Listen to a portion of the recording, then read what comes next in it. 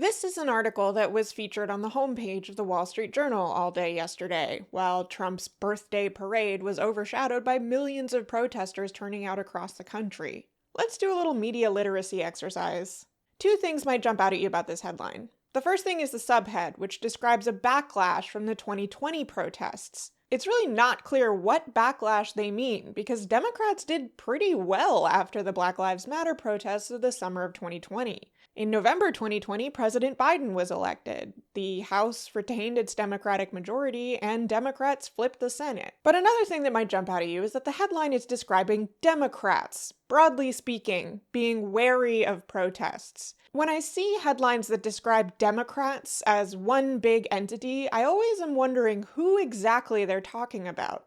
So let's dig into this article. If you actually look at who the writers of this article are citing when they're talking to Democrats, you get a very different picture. Scroll down and you'll find the first source that they cite is a co-founder of Third Way, which is a public policy think tank that is decidedly centrist and questionably aligned with Democrats at all. If anything, it's mostly aligned with corporate interests, and it even has influence from the right wing. While it certainly has influence with Democrats, it is not the group you should be turning to as the voice of Democrats as a whole. The second Democrat they turn to, who only vaguely supports this sentiment, is a man named Ben Austin, who they refer to as a former deputy mayor of Los Angeles.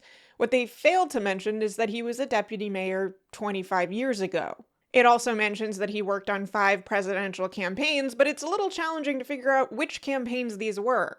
It seems like he may have been a staffer on Kamala Harris's 2024 campaign, but from what I can tell, his other campaign work dates back to Clinton. Bill Clinton. He mostly just shows up in the article to say that he thinks that burning a Waymo self-driving car was contrary to the goals of the protest, but then he says that he broadly supports the protest as a way to push back on authoritarianism.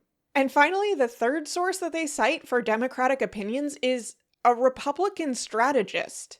They go to a Republican strategist to say that she doesn't see the point in Democrats opposing the Republican leadership.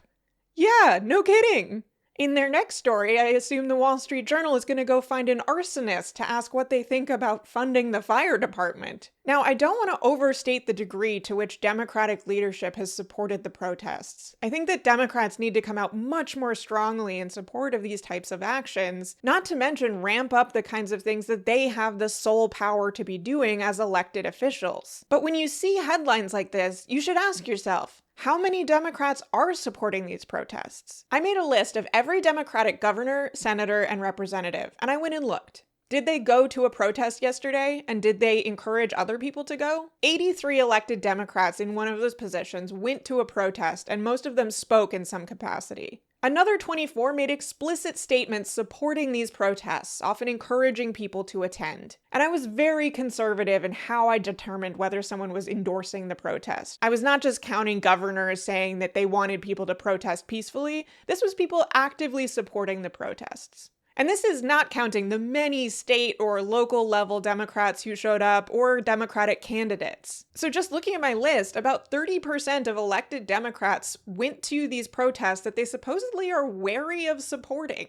And this included prominent Democrats. I mean, Senate Minority Leader Chuck Schumer went to a protest. So this is not to say that the Democratic Party is doing enough to oppose Trump or that it's wholeheartedly supporting these protests as it ought to be. 30% is a much lower percentage than it should be. But if you're looking at a headline saying that Democrats are wary of the protests, this is the kind of information you should be looking for. And these kinds of conversations are important because the Wall Street Journal is the second largest newspaper in the United States. While many US newspapers try to present themselves as taking the view from nowhere, as though they are completely unbiased, it's important to remember that there is bias in everything. And many of these newspapers, including the Wall Street Journal, are run by billionaires who have strong political agendas that they impose on their newspapers. The Wall Street Journal is owned by Rupert Murdoch, who also owns Fox News, and who has been a strong ally to President Trump. It may seem simple, but when you see a headline like this, actually read the article. See who they're talking to and who they're citing, and question what the motives might be in presenting a specific angle on a story. There is a strong incentive out there to try to increase division among those who might oppose Donald Trump, and the media is not immune from this.